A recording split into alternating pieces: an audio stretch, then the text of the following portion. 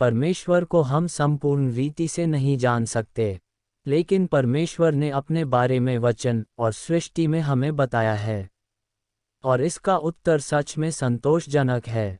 अय्यूब 11:7 में लिखा है, क्या तू परमेश्वर का गूढ़ भेद पा सकता है? क्या तू सर्वशक्तिमान का मर्म पूरी रीति से जांच सकता है? वह आकाश सा ऊंचा है, तू क्या कर सकता है? वह अधोलोक से गहरा है, तू क्या समझ सकता है? जब परमेश्वर ने इस्राएल की रिहाई की मांग करने मिस्र के राजा फिरौन के पास जाने को कहा, तो मूसा ने परमेश्वर से पूछा। निर्गमन 3:13 में मूसा बताता है, मूसा ने परमेश्वर से कहा, जब मैं इस्राएलियों के पास जाकर उनसे कहूँ, तुम्हारे पितरों के परमेश्वर ने मुझे तुम्हारे पास भेजा है, तब यदि वे मुझसे पूछें, उसका क्या नाम है, तब मैं उनको क्या बताऊं? परमेश्वर ने मूसा को जो उत्तर दिया वह सरल, फिर भी बहुत ही स्पष्ट था। परमेश्वर ने निर्गमन 3:14 में कहा, परमेश्वर ने मूसा से कहा, मैं जो हूँ सो हूँ। फिर उसने कहा, तू इस्राएलियों से यह कहना, जिसका नाम मैं हूँ है, उसी ने मुझे तुम्हारे पास भेजा है।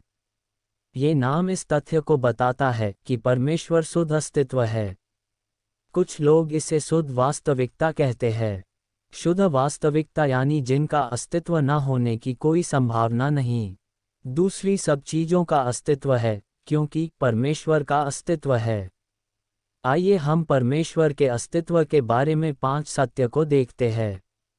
सबसे पहले परमेश्वर ही अस्तित्व में है। उनका अस्तित्व खुद से है। परमेश्वर स्व अस्तित्व है, और जो कुछ भी है उसका पहला कारण है।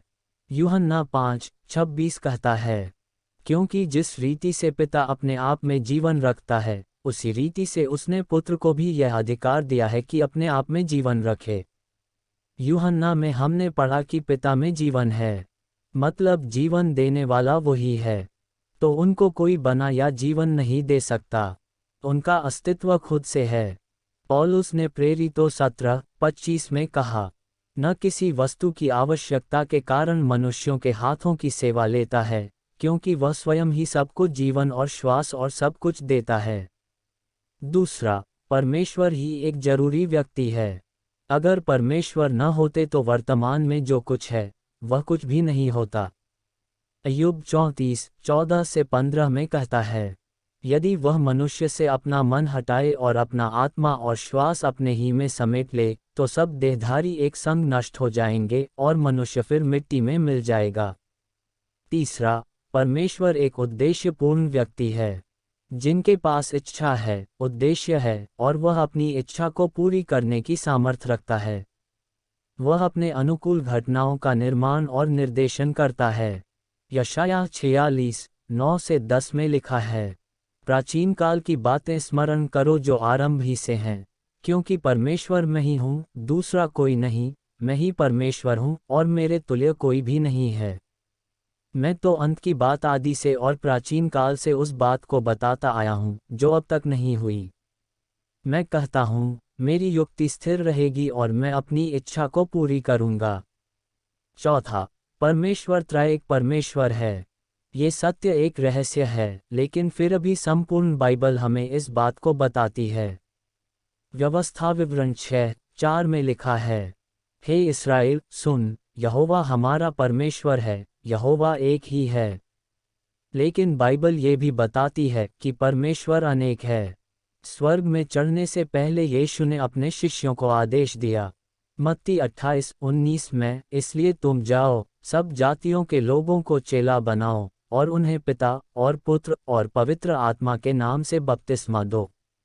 यहाँ पर हम देखते हैं तीन व्यक्ति को, तीन व्यक्ति, तीन अलग अलग परमेश्वर नहीं है। परमेश्वर का अस्तित्व एक है, लेकिन व्यक्तित्व तीन है। बाइबल में अलग अलग स्थानों में पिता को परमेश्वर, पुत्र को परमेश्वर और पवित्र आत्मा को परमेश्वर कहा गया है। उदाहरण के लिए, ये तथ्य कि यीशु के पास स्वयं अस्तित्व है और वह हर चीज का पहला कारण है। यूहन्ना के पहले अध्याय 3:4 में कहा गया है, सब कुछ उसी के द्वारा उत्पन्न हुआ, और जो कुछ उत्पन्न हुआ है, उसमें से कोई भी वस्तु उसके बिना उत्पन्न नहीं हुई। उसमें जीवन था, और वह जीवन मनुष्यों की ज्योति था। बाइबल ये भी कहती है कि यीशु आवश्यक व्यक्ति है, वह सब वस्तुओं में प्रथम है और सब वस्तुएं उसी में स्थिर रहती है। जैसा कुलुस्सियों 1:17 में लिखा है। 5वां, परमेश्वर एक प्रेममय व्यक्ति है, अन्य सभी चीजें प्रेम का अनुभव कर सकती है, उसका एक ही कारण है, क्योंकि परमेश्वर खुद प्रेम है। जैसा यूहन्ना 4:8 में लिखा है। तो परमेश्वर क्या है? परमेश्वर ही एक ऐसा व्यक्ति है जो कह सकता है, मैं जो हूँ सो हूँ। परमेश्वर शुद्ध अस्तित्व है, स्वयंभू है और अस्तित्व में मौजूद हर चीज का स्रोत है। वह एकमात्र आवश्यक व्यक्ति है और उसमें एकता और विविधता दोनों है। परमेश्वर प्रेम है, वह आपको उसे खोजने और उसके वचन में और उसके पुत्र यीशु मसीह के जीवन में आपके लिए उसके प्यार को खोजने के लिए आमंत्रित करता है, जो हमारे पापों के लिए मर गया और हमारे लिए अनंत काल तक उसके साथ रहने का रास्ता बनाया। आमीन।